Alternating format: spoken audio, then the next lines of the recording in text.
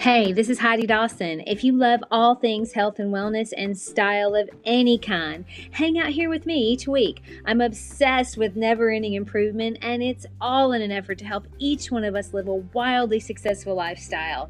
Subscribe today so you don't miss a thing.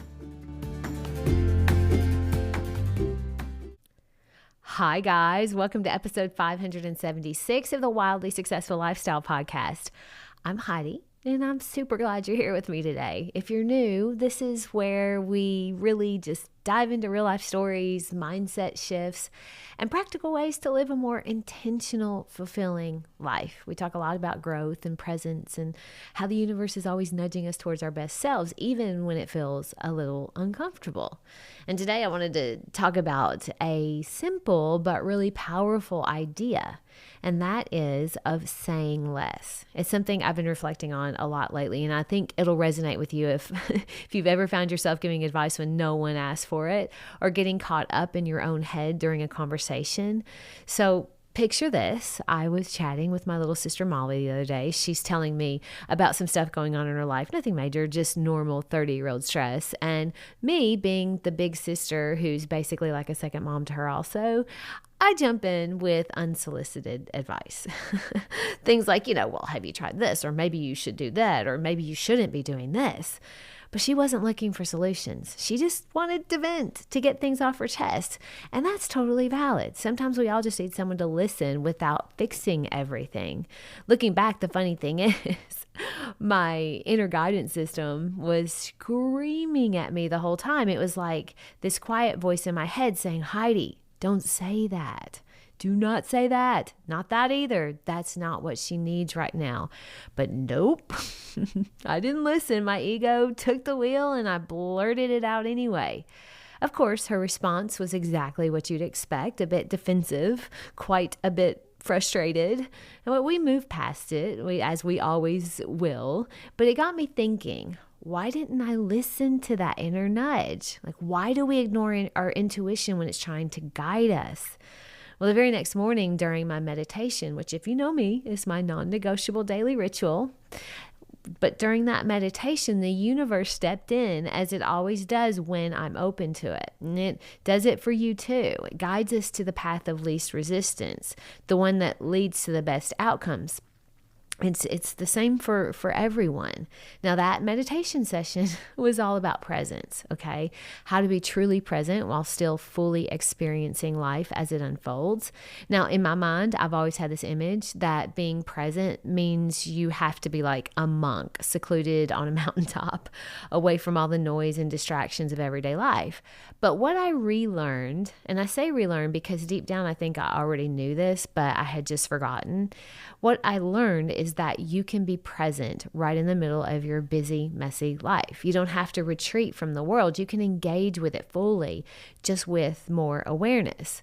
Now, applying that to my conversation with Molly, if I'd been more present, I still would have listened intently because I love hearing about her life, but I would have said less. I wouldn't have let my need to help override what she actually needed in that moment, which is just a supportive ear.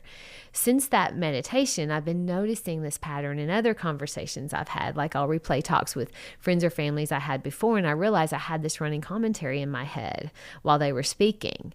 Thoughts like judgments or maybe opinions that were bubbling up at the same time that they were talking. And now I would ignore them and I would just keep talking, even when I was hearing the same thing, like, don't say this, or you're saying that, why are you saying that? I would still talk about it, or I would still say the thing. Now, with this fresh perspective on presence, I see how saying less could have changed those interactions too. What I said often felt like it came from a place of judgment, not pure love or empathy, even though that's not what I intended. And if you listen to my episode 575 on the anti-to-do list, go back and check it out if you haven't listened to it. One of the big things on my list is to stop judging people. And I literally wrote it down on my list, do not judge. And it hurts to admit, but it took someone I love dearly, my baby sister Molly, to hold a mirror up in front of my face and show me I was still doing it. You see, I wasn't really addressing it on my own, so the universe gave me a gentle shove, or maybe not so gentle, in the right direction though. That's the thing. The universe is always working in our favor, even when it doesn't feel like it. And those painful moments, a lot of times they're the quickest teachers. Don't write them off as just negative experiences. Ask yourself, what is this trying to help me with? What growth is hiding here? Molly and I ended up having another tough conversation. But that's okay. We're both growing, and we're helping each other while we're doing it. Growth rarely comes without growing pains, right? But something really insightful, maybe even life-changing, came of this other conversation. We were talking about our mom, who's been dealing with these debilitating migraines for a while now. They're awful. They totally knock her out for a few days. She had one when I was there just recently, and bless her heart, she is so tough, but I could tell she felt terrible. But in this same chat with Molly, I mentioned we both were talking about how we've been mostly gluten-free, grain-free, and dairy-free for the last couple of years, and it made us feel so much better, so much more energy, like fewer aches and pains and clearer heads. And then Molly said something about feeling bad for Mom because she knows how brutal migraines are. She used to get them all the time. But she said, luckily, she hasn't had one in a couple of years. And then we both just kind of had this aha moment. Could it be that cutting out gluten and grains stopped Molly's migraines because she's only been doing that for the last couple of years? And if it worked for her, could it help our mom too? You see, we wouldn't have connected those dots if we hadn't been willing to push through that hard conversation. You see, things are always aligning for our good, even through discomfort. This all ties back to choosing presence anytime, anywhere. It's not about shutting off your thoughts completely. That's impossible for most of us. It's about noticing them without getting sucked in. Like, you don't go down the rabbit hole. You acknowledge the thought and let it pass and stay anchored in the moment that you're in. For me, that means in conversations that I pause before speaking. I ask myself, is this coming from love? Is it something that even needs to be said right now? Well, a lot of times the answer is no. And that's when saying less becomes a superpower.